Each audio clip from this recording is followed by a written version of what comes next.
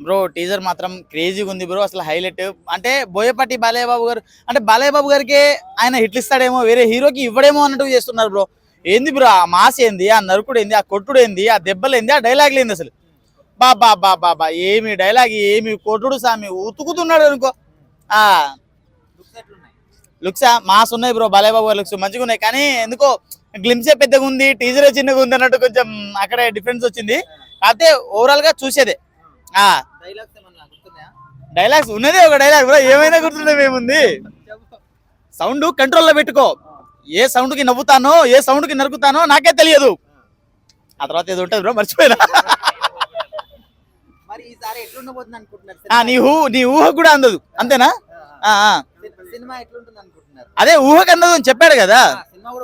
ఊహకు అందదు bro. Mass expectations bro. అసలు ఎక్స్పెక్టేషన్స్ ఎక్కడ ఉన్నాయంటే ఆ స్తంభం మీద ఉన్నాయి సీదా. ఆకాశంగా ఆ స్తంభం మీద ఉన్నాయి. ఇంకో 4 రోజులు ఆగి ఇక జనాలందరిలో చూస్తే ఆ స్తంభం కాస్త ఆకాశానికి వెళ్ళిపోతాం అంతే. లక్ష కోట్లు అని నేను చెప్పను బ్రో. 1,00,000 కోట్లు అని నేను చెప్పను.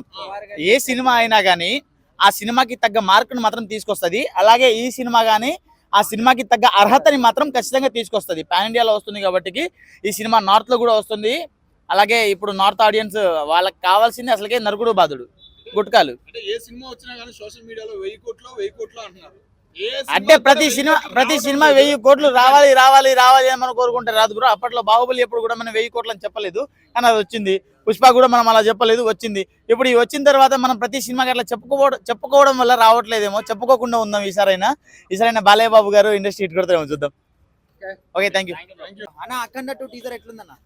అన్న రీసెంట్గా అసెంబ్లీలో ఒక చిన్న సన్నివేశం జరిగింది. మా బాలయ్య బాబు గారు సైకో అన్నాడు అని చెప్పేసి తెగ రాజకీయం చేశారన్న పెద్ద పెద్ద మేధావులు. ఆ మేధావులకి కొట్టే డైలాగ్ అన్న ఈ డైలాగు.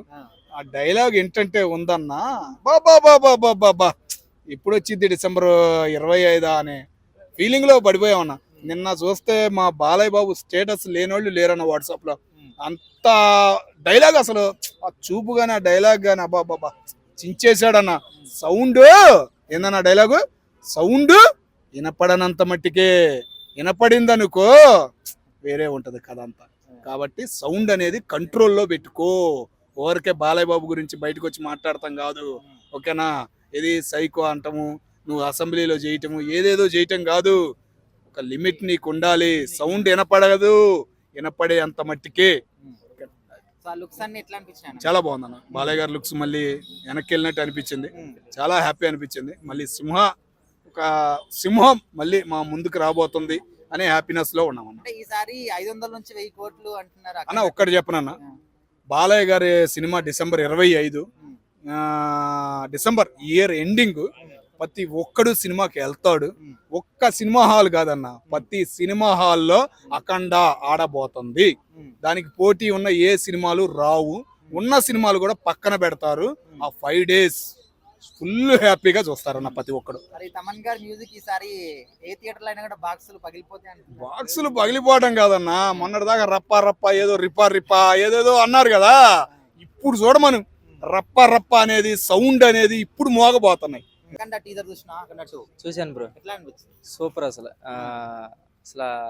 మేనరిజం కానీ అసలు ఆ గ్లిమ్స్ కంటే టీజర్ కొంచెం చిన్నగా అనిపించింది. ఆ గ్లిమ్స్ ఎక్కువ లెంత్ ఉన్నట్టు అనిపించింది. దీన్ని కూడా కొంచెం లెంత్ ఎక్కువ పెట్టుంటే బాగుండేది. మిగతాదంతా అసలు మాస్. అసలు ఒక్క డైలాగే వచ్చింది, అయినా కూడా అసలు కాంబినేషన్ ఏందో బోయపాటి గారిది అండ్ మన బాలకృష్ణ గారిది ఆ కాంబినేషన్ ఏందో అసలు మామూలు మైండ్ బ్లోయింగ్. అసలు హైలైట్స్. అసలు వాళ్ళిద్దరు కాంబినేషన్ ఇంకా పేరు పెట్టాల్సిన అవసరం లేదు.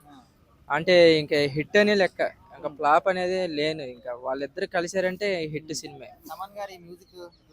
తమన్ గారు ఈ మధ్య కాలంలో బాగానే ఇస్తున్నారు ప్రతి సినిమాకి. గూస్ బంప్స్ బాగానే ఉంది బ్రో. తమన్ గారు కూడా ఈ మధ్య సౌండ్ బాగానే ఇస్తున్నారు.